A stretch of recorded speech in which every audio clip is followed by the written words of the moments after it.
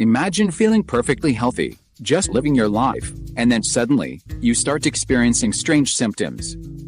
You might see blood in your urine, feel pain in your side, or even notice a lump in your abdomen. It's frightening, and it's not something anyone wants to deal with. But for those facing renal medullary carcinoma, or RMC, this is a reality. Today, we're going to shed light on this rare but aggressive form of kidney cancer. If you or someone you love is at risk, or you're simply curious about how this disease affects people, stick around. Understanding RMC could change lives. What is renal medullary carcinoma? Renal medullary carcinoma, or RMC, is a rare type of kidney cancer that most often strikes younger people, especially those who carry the sickle cell trait. RMC begins deep within the renal medulla, a part of the kidney, and unfortunately, it tends to grow and spread quickly. This isn't just another type of cancer, it's fast-moving and often diagnosed late, which adds to its intensity. Symptoms may include blood in the urine, pain between the ribs and hips, or even a lump in the abdomen. These aren't always the kinds of symptoms that immediately raise alarm bells, but when they do appear, they are signs that something could be wrong. Understanding the survival rate, why is RMC so concerning? Studies show that the average survival rate for RMC at the time of diagnosis is around 4 months. But don't let that number overwhelm you. Treatment can and often does make a difference. If diagnosed early, while the cancer is still localized, treatments such as surgery or chemotherapy can improve a person's outlook. Let's dig a little deeper into why RMC is often discovered late. Unlike some other cancers, RMC tends to fly under the radar. In its early stages, it might not show any signs at all. This delay in symptoms often means that by the time a doctor makes the diagnosis, the cancer has already begun to spread to other parts of the body, such as the lungs or liver. Early detection is key, but with RMC, that's easier said than done. Who is at risk? One major risk factor for RMC is carrying the sickle cell trait. This trait doesn't necessarily cause any symptoms, which makes it easy to forget about. But if you have this trait, or you know someone who does, it's important to be aware of the possibility of RMC. Most people with sickle cell trait go about their lives without any serious health issues related to it. But RMC is one of the few complications that could arise, so it's critical to recognize this as a risk factor and to stay vigilant. Treatment options for RMC. Now, if you or someone you know is diagnosed with RMC, what are the treatment options? Let's go over a few of the possibilities. 1.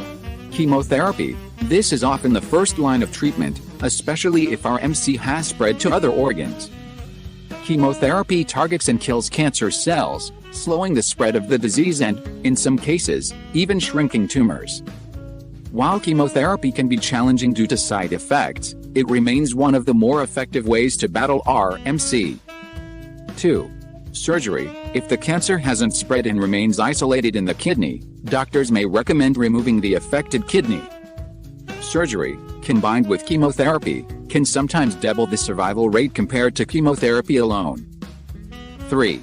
Immunotherapy. Anti-PD-1 therapy, a type of immunotherapy, is showing promise in clinical trials. This treatment works by encouraging the body's immune system to attack cancer cells. While still under study, this option could be a game changer for people facing RMC in the future. Each of these treatments has its own set of benefits and drawbacks, and doctors usually recommend a combination based on how far the cancer has spread. The journey might look different for everyone, and it's essential to work closely with a healthcare team to explore the best options. The role of clinical trials, exploring new treatment options. For those battling RMC, clinical trials offer hope. Researchers are constantly studying new medications and treatments in the hopes of finding more effective ways to combat RMC. Some people may wish to join a clinical trial as a way to access new treatments that aren't yet available to the general public. Talk to a healthcare provider to see if you might be eligible for a clinical trial.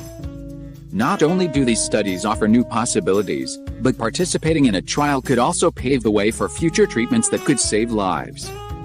By choosing to be part of a trial, you're helping others who might face RMC down the line.